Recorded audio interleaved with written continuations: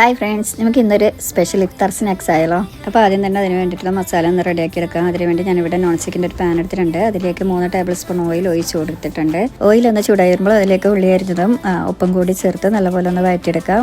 ഉള്ളി ഒന്ന് വഴന്ന് വരുമ്പോൾ അതിലേക്ക് ഇഞ്ചി വെളുത്തുള്ളി പേസ്റ്റ് 1 ടേബിൾ സ്പൂണും അതുപോലെ പച്ചമുളകും തക്കാളിയും കൂടി അരിഞ്ഞതും ചേർത്ത് കൊടുത്ത് നല്ലപോലെ ഒന്ന് വഴറ്റിയെടുക്കുക. ഇതിലേക്ക് മഞ്ഞൾപ്പൊടി, ചിക്കൻ മസാല, കുരുമുളക് പൊടി, അതുപോലെ തന്നെ ഗരം മസാലയും കൂടി ചേർത്ത് നല്ലപോലെ ഒന്ന് വഴറ്റിയെടുക്കുക. ഇത് നല്ല വഴന്ന് വരുമ്പോൾ അതിലേക്ക് നമുക്ക് ചിക്കൻ ചേർത്ത് കൊടുക്കുക. ചിക്കൻ ഒന്ന് സോട്ടായി വന്നാൽ ഇതിലേക്ക് നമുക്ക് മാച്ച് ചെയ്ത പൊട്ടാറ്റോയും കൂടി ചേർത്ത് നല്ലപോലെ ഒന്ന് മിക്സ് ചെയ്തെടുക്കാം. എന്നിട്ട് ഈ മസാല കൂട്ടി ഒരു ഉരുളയാക്കി ഞങ്ങൾ ഉള്ളം കൈയിൽ പരത്തി അതിൻ്റെ ഉള്ളിൽ ഫ്രഞ്ച് ഫ്രൈസ് വെച്ച് ഒരു ചിക്കൻ കാലിൻ്റെ ഷേപ്പ് പോലെ വരുന്ന രീതിയിൽ അതിനെ ഒന്ന് റോൾ ചെയ്തെടുക്കാം. അപ്പോൾ ഞാനിത് എല്ലാം ഇതുപോലെ തന്നെ റോൾ ചെയ്തെടുത്തിട്ടുണ്ട്.